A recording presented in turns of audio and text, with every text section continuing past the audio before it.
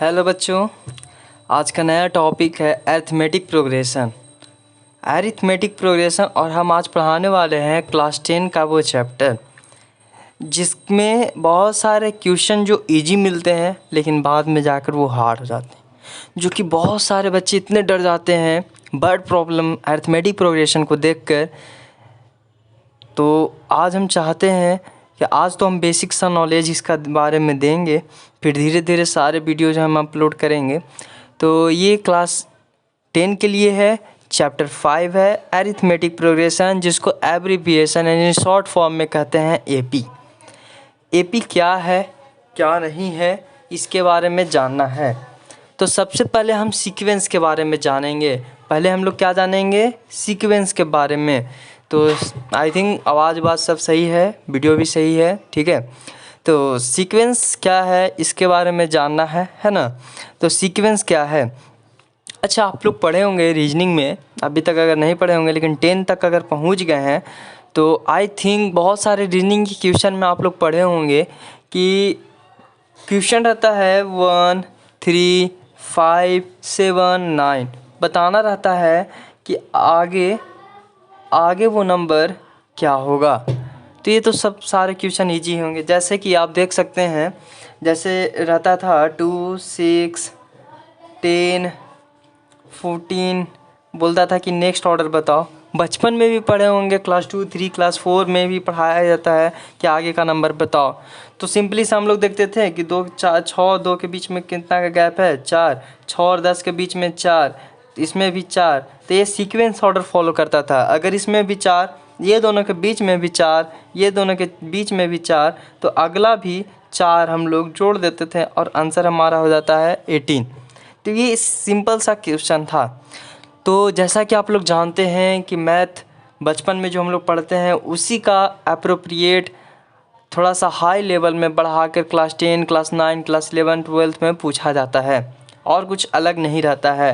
अलग रहता है तो कुछ टॉपिक्स रहते हैं, बट आप जहाँ तक अधिकतर देखें, जैसे ट्रायंगल्स देखें, जैसे आप पैरेललोग्राम बचपन में पढ़ाया तो उसी का हार्ड बाद में होता है, ठीक है। ट्रायंगल्स एंड देयर कोलैटरल्स पढ़ाए जाते हैं। तो मतलब सब सही है। बचपन में जो पढ़ते हैं उसी का थोड़ा सा लेवल बढ़ते जाता है। तो क्लास 2, क्लास 3, क्लास 4 लेवल बढ़ा, क्लास 5 लेवल बढ़ा तो मैथ का भी लेवल बढ़ा। 6 में गए तो मैथ का लेवल बढ़ा। 7th में गए तो 7th का लेवल एक बनाया गया। 8 में गए तो 8 का लेवल बनाया गया। 9 में गए तो 9 का लेवल बनाया गया। तो उसी प्रकार 10th में गए तो 10th का लेवल बनाया गया। इसके पहले आप लोग एपी नहीं पढ़े होंगे, ठीक है। तो हम बताना चाहते हैं एपी बहुत ही आसान सा चीज़ है। इसमें बस 2-3 चीज़ पढ़ना रहता है। एक ए पढ़ना रहता है, एक एन पढ़ना रहता है, एक डी पढ़ना रहता है, एक ए एन के बारे में पढ़ना रहता है, ठीक है। फिर एक एस एन के बारे में पढ़ना रहता है, और ए एन और टी एन वही बात होती है, ठीक है। तो सीक्वेंस क्या है? सबसे पहले हम लोग पढ़ेंगे सीक्वेंस क्या है। Sequence is an arrangement of numbers. Sequence क्या है? सीक्वेंस अरेंजमेंट ऑफ नंबर्स हैं, यानी नंबर्स, बहुत सारे नंबर्स दिए हुए हैं, उसका एक अरेंजमेंट है। आप लोग प्रोबेबिलिटी नहीं, आप लोग स्टैटिक्स में पढ़े होंगे मीन मीडियन मोड में कि बहुत सारे नंबर्स होते हैं, उस नंबर को सब कैटेगराइज में किया जाता है, यानी छोटा, फिर उससे बड़ा, या असेंडिंग ऑर्डर। बचपन में सीधा सा सीखे असेंडिंग ऑर्डर। असेंडिंग ऑर्डर में हम लोग सीखते थे कि छोटा लिखो पहले, उसके बाद बड़ा लिखो, फिर उसके बाद बड़ा, फिर उसका बड़ा, फिर उससे बड़ा, ठीक है, ऐसे लिखते थे। तो उसी तरह से वो सीक्वेंस है। अब इसमें देखा गया कि 2 और 3 के बीच में 1 का गैप है, 1 का गैप है, 1 का गैप है, ये भी एक सीक्वेंस है। ये भी एक क्या है? सीक्वेंस है। तो a sequence is an arrangement of numbers, यानी एक सीक्वेंस क्या है? नंबर्स का अरेंजमेंट है, यानी उसको बैठाया गया है सही क्रम से। मान लीजिए कि आपके स्कूल में, जो भी आपका स्कूल है, जैसे मिक्स सेक्टर आप ले सकते हैं, नेशनल पब्लिक स्कूल ले सकते हैं, ज्ञान भारती स्कूल ले सकते हैं, या दिल्ली पब्लिक स्कूल हो गई, नाजरत हो गए, ठीक है। जो भी आप स्कूल में लें, जहाँ भी आप पढ़ते होंगे, चाहे आप बिहार से पढ़ते होंगे, चाहे आप दिल्ली में पढ़ते हो, चाहे मुंबई में पढ़ते हो, कहीं भी पढ़ते हो, तो आप एक चीज़ देखते होंगे कि एक डिफिनिट ऑर्डर में बच्चों लोग को लाइन बाय लाइन लगाया जाता है। अगर क्लास 2 का है तो क्लास 2 का जितने भी सारे स्टूडेंट्स हैं तो वो उस लाइन में लगते हैं, ठीक है। और वो भी उसमें भी देखा जाता है, उसमें भी क्या देखा जाता है कि उसका कद काठ ही है तो छोटा कद है तो उसको, फिर उससे बड़ा कद है तो उसको आगे, तो ऐसे लगाया जाता है। तो उसी तरह से सीक्वेंस है, सीक्वेंस भी उसी रूप में लगाया जाता है। A sequence is an arrangement of numbers. Sequence क्या है? नंबर्स का अरेंजमेंट है इन अ डिफिनिट ऑर्डर। हाँ, डिफिनिट ऑर्डर में रहना चाहिए, ये नहीं कि इनडिफिनिट ऑर्डर में रहना चाहिए। डिफिनिट ऑर्डर मीन्स क्या होता है? डिफिनिट मतलब निश्चित ऑर्डर में होने चाहिए, एक अरेंजमेंट होना चाहिए जिसमें हम कहीं पर भी देखें तो सेम एवेल्युएशन मिले। क्या मिले? सेम इवैल्यूएशन मिले, मूल्यांकन सही हो। यानी कहने का अर्थ है, अब अगर हम इस नंबर को रखें तो 1 3 5 7 9, तो एक सेम है, ये सीक्वेंस है, अरेंजमेंट किया गया है नंबर्स का, और ये डिफिनिट ऑर्डर में है। जैसे +2 का गैप, +2 का गैप, +2 का गैप, +2 का गैप, असेंडिंग ऑर्डर में भी हैं, ठीक है। और फिर उसके बाद देखा गया कि 2 का कॉमन डिफरेंस भी आ रहा है। अगर इसी नंबर को हम लोग लिख दें कि 9 5 7 1 3, तो आप तो बोलेंगे कि नंबर तो सही है, सीक्वेंस में है, लेकिन सीक्वेंस में है लेकिन डिफिनिट ऑर्डर में है नहीं, तो ये सीक्वेंस में नहीं होंगे। जैसे 9 और 5 के बीच में 4 का गैप है, तो 5 और 7 के बीच में 2 का गैप, अब यहाँ 6 का गैप हो गया, यहाँ 2 का गैप हो गया, तो ये कोई सीक्वेंस नहीं है, ये कोई सीक्वेंस नहीं है, डिफिनिट ऑर्डर में नहीं है रखा गया है, अरेंजमेंट इसका सही नहीं है।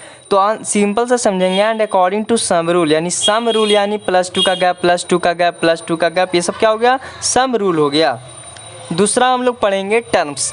टर्म्स क्या है क्या नहीं है इसके बारे में हम लोग को पढ़ना है। टर्म्स क्या है? The various numbers occurring in a sequence are called terms. The various numbers occurring on a sequence are called terms. यानी टर्म्स वो हैं जब, मतलब कहने का अर्थ बहुत सारे नंबर्स हैं, नंबर्स तो बहुत सारे हैं, तो वो अक्कर हो रहे हैं, यानी हो रहे हैं सीक्वेंस में, अगर वो क्या है? सीक्वेंस में अगर हो रहे हैं तो उसको टर्म्स कहेंगे। यानी कहने का अर्थ ये सीक्वेंस में है 1 3 5 7 9, ठीक है।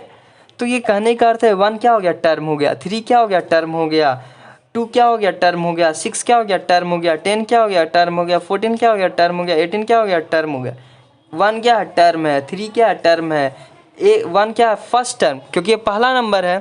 ऐसा नहीं कि 1 है तो पहला नंबर हो गया, 2 है तो सेकंड नंबर हो गया, ऐसा नहीं है, सबसे आगे नंबर यही है, इसलिए फर्स्ट टर्म, ये सेकंड टर्म, ये थर्ड टर्म, ये फोर्थ टर्म, ये फिफ्थ टर्म, ठीक है, और ये nth टर्म, क्योंकि ये लास्ट में हमको नहीं पता है, यानी इन्फिनिटी तक जानता जाता है। हमसे जितने भी स्टूडेंट्स पढ़े हैं ट्यूशन में, ठीक है, वो जानते हैं कि इन्फिनिटी क्या होता है क्या नहीं होता है। इन्फिनिटी अनंत होते हैं, यानी कोई भी नंबर को अगर हमको लार्ज फॉर्म में दिखाया जाए जिसका कोई अंत ही नहीं है, मतलब कितना लिखते जाए, तो उसके लिए हम लोग प्लस इन्फिनिटी दिखाते हैं, क्योंकि पॉजिटिव के टर्म में जा रहे हैं। लेकिन उसी के जगह पे एपी के टर्म में हम एन दिखा देते हैं कि सबसे लास्ट क्या कौन सा टर्म हो गया? एन टर्म हो गया। कौन सा टर्म हो गया? nth टर्म हो गया, ठीक है। तो टर्म्स क्या है कि बहुत सारे नंबर हैं तो उसको सीक्वेंस में रखा जाए, वो सब सारे नंबर्स क्या हो गए? टर्म्स हो गए, सारे नंबर्स क्या हो गए? टर्म्स हो गए। Since the order of A sequence is fixed, यानी ऑर्डर जो सीक्वेंस का तो फिक्स्ड होता है, ये डिफिनिट ऑर्डर में होता है, कुछ रूल के हिसाब से होता है। Therefore the terms are known by the fixed position. सही बात है, डिफिनिट ऑर्डर भी कह सकते हैं इसको, फिक्स्ड पोजीशन भी कह सकते हैं। फिक्स्ड पोजीशन कहने का अर्थ है ये दोनों फिक्स्ड पोजीशन पर, ये भी फिक्स्ड पोजीशन पर, ये भी फिक्स्ड, ये भी फिक्स्ड, ये भी फिक्स्ड, ये भी फिक्स्ड। तो सिंपल से कहने का अर्थ है इसमें भी +2 का गैप, इसमें भी +2 का गैप, ये दोनों के बीच में भी +2 का गैप, ये दोनों के बीच में भी +2 का गैप, ठीक है। तो ये टर्म्स होते हैं। टर्म्स सीक्वेंस में अंतर यही है कि सीक्वेंस एक ऑर्डर के साथ रहता है, डिफिनिट ऑर्डर रहता है, रूल के हिसाब से होता है, वो सीक्वेंस हो गए, सारे नंबर सीक्वेंस हो गए। लेकिन टर्म्स ये जो 1 है, 3 है, 5 है, 7 है, 9 है, ये सब क्या है? टर्म्स है, क्योंकि ये फिक्स पोजीशन के हिसाब से रहते हैं। अब देखिए कॉमन डिफरेंस। कॉमन डिफरेंस क्या है इसके बारे में जानना है, तो difference between a term and its preceding term is always constant known as common difference। Common difference क्या है इसके बारे में जानना है, ठीक है। तो कॉमन डिफरेंस क्या है कि मान लीजिए कि डिफरेंस बिटवीन ए टर्म, यानी टर्म, एक टर्म हो गया first term and it's preceding term. मान लीजिए कि ये टर्म और इसके पीछे का एक टर्म, मान लीजिए प्रीसीडिंग मतलब होता है पीछे का टर्म, प्रीसीडिंग का क्या अर्थ होता है? पिछले वाला टर्म। यानी कहने का अर्थ है कि इसके एक आगे टर्म है, इसके पीछे वाला जो टर्म है, यानी इसका और इसका डिफरेंस अगर सब्ट्रैक्ट करने पे हमेशा सब जगह कांस्टेंट आए तो वो क्या हो जाएगा? Common difference. मान लीजिए एग्जांपल ही देख लीजिए, 5 7 9 11, ठीक है। तो कहने का अर्थ है कि पीछे वाला टर्म एक आगे के लेकर इसका पीछे का टर्म क्या हो गया 5, यानी 7 - 5 2, इसका पीछे का टर्म 9 का टर्म 9 - 7 2, 11 - 9 2। तो ये जो 2 2 2 2 आ रहे हैं ये क्या हो गया सेम हो गया, यानी कांस्टेंट हो गए, हर जगह वो कांस्टेंट आ रहे हैं। तो उसको हम लोग क्या कहेंगे कॉमन डिफरेंस, क्या कहेंगे उसको कॉमन डिफरेंस। इसी को हम लोग शॉर्ट फॉर्म में एपी कहते हैं। तो अरिथमेटिक प्रोग्रेशन क्या होता है कि सिंपल सा अर्थ है, अरिथमेटिक प्रोग्रेशन यानी सिंपल सा बात है, इसको हम लोग छोटा फॉर्म में एपी कहते हैं। सीक्वेंस होते हैं, जो सीक्वेंस नंबर्स के अरेंजमेंट होते हैं डिफिनिट ऑर्डर में होते हैं और कुछ रूल के हिसाब से होते हैं, कुछ नियम के हिसाब से होते हैं। जैसे एग्जांपल 1 3 5 7 9, इसमें +2 का गैप, +2 का गैप, +2 का गैप, +2 का गैप। टर्म्स क्या होते हैं, बहुत सारे नंबर्स हैं और कुछ सीक्वेंस में रहते हैं, यानी ये सीक्वेंस में है तो ये नंबर्स क्या हो गए, ये टर्म्स हो गए, ठीक है, क्योंकि फिक्स्ड पोजीशन पर होते हैं। जैसे कॉमन डिफरेंस ले लें, कॉमन डिफरेंस क्या होता है कि किसी भी टर्म्स के इसके पीछे का एक टर्म से अगर घटाने पे सब जगह कांस्टेंट आ जाए, यानी सब जगह डिफरेंस सेम आ जाए।